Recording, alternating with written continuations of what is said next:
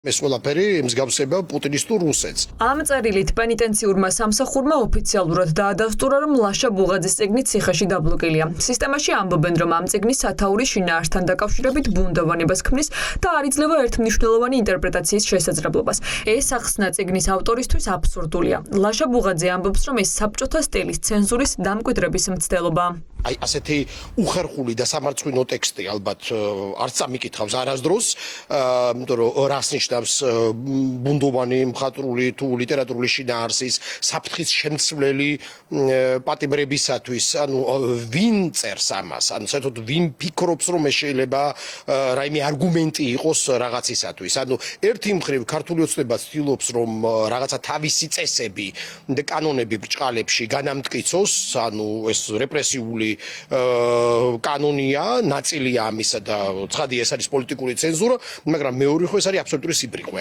ვინ განსაზღვრა ეს, რომ საფრთხის შემცველი ეს არის მხატვრული ტექსტი, მხატვრული ნაწარმოებია, რომანია, რომელი ლიტერატურული ტექსტი არსებობს, საერთოდ რომლის ერთგვაროვანი შეფასება შეიძლება არსებობდეს. ეს არსებობს ტოტალიტარულ სისტემებში, სადაც არსებობდა და არსებობს ცენზურა, სადაც უნდა იცოდეს მკითხველმა პირობითად რა არის კარგი, რა არის ცუდი და ყველაფერი თავშინოდ ჩაუდონ ადამიანებს. ანუ ნებისმიერ შემთხვევაში ეს არის სერიოზული პრობლემა და ეს არის პოლიტიკური სიგნალი, ისევ და ისევ სიტყვის თავისუფლების წინააღმდეგ მიმართული და ზოგადად თავისუფლების შეზღუდვის თვალსაზრისით. განმარტებების შესახებ ოფიციალური წერილი პენიტენციური სისტემიდან მსჯავრდებული ნანა სანდერსის ადვოკატმა მიიღო.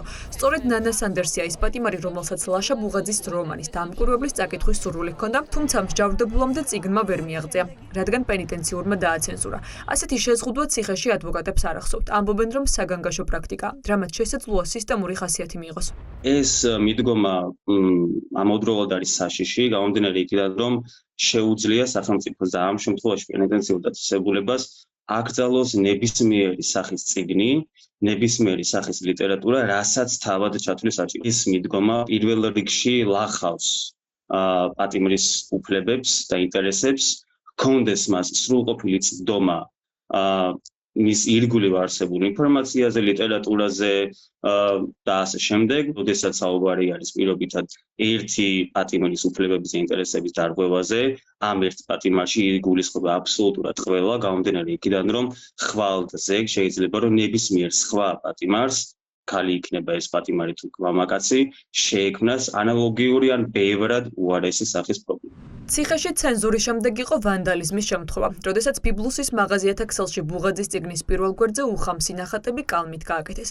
მწერლებისა და პოეტებისთვის ეს დასტურია იმისა, რომ ხელისუფლებას დამოუკიდებელი და თავისუფალი სიტყვის ეშინია. დიქტატურას, ავტორიტარიზმს ყოველთვის აშინებს თავისუფალი სიტყვა, განსაკუთრებით მხატვრული ხერხებით გამოხატული, იმიტომ რომ აქ კიდევ უფრო მეტის გაკეთების საშუალება აქვს ავტორს. მეგონა რომ ყველაფერს მოვესწარი, მაგრამ არ მოგონა თუ მოვესწრებოდი ბადრაგებს, რომლებიც გადაიქცეოდნენ მოულოდნელად ლიტერატურის რეცენზენტებად და დაწერდნენ რეცენზიას ლაშა ბუღაძის რომანის შესახებ. თავად ის წერილიც შევავეჭობ ლიტერატურის ისტორიაში, ქართული ლიტერატურის ისტორიაში, თუ რის ეშინია სისტემა. სისტემას ეშინია იმის, რომ საზოგადოებამ არ დაინახოს რა რეალობა არის საქართველოში და ეს წიგნი ფანტასტიკურად აღწერს იმ შესაძლო რეალობას, რომელშიც შეიძლება საქართველოს ამოყოს თავი, თუ ჩვენ არ გამოფხიზლდებით და თუ არ გვექნება გარკვეული წინააღმდეგობა იმ ყველაფრისადმი, რაც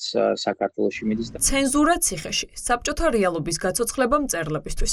ისინი პენიტენციური სამსახურის შეფისგან განმარტებებს ითხოვენ. წიგნის დაბლოკვა სათაურის გამო მათ აბსურდის თეატრს აგონებთ. ლაშა არის ამ ხელისუფლების წინააღმდეგ აქტიურად მოლაპარაკე ადამიანი და შესაბამისად არ არის გასაკვირი, რომ მე ვერ ვიტყვი ხან ნამდვილად დამკვირვებელი ამ სახელმა შეაშფოთა ისინი, რა ძალიან კომიკურია რა თქმა უნდა, თუ ლაშას სახელმა. ხო, ალბათ ძირითადად ლაშას სახელმა და შემდეგ თქვათ წიგნის და კიდევ ერთხელ მომობ, ეს არის აი უდიდესი მართლა კომიკური თუ ტრაგიკული რაღაცა ტოტალური სირეგნის შედეგი. წერილების წინააღმდეგ რაღაცა აგორებული, აგორდეს, მით უმეტეს იმის გათვალისწინებით, თუ მათ რა სოციალური და პოლიტიკური პოზიცია აქვს, არის ძალიან ტიპიური, არადემოკრატიული და ესეთი, როგორ ვთქვა, დიქტატურისაკენ თუ გაფორმებული დიქტატურის არა, უკვე დიქტატურისაკენ სერიოზად მიდრეკილი ხელისუფლების პირობებში. ლაშა ბუღაძის რომანი, რომელიც ცენზურის სამიზნე გახდა საქართველოში დესპოტის თითქმის ნახევარსაუკუნოვანი მმართველობის შესახებ მოგვითხრობს.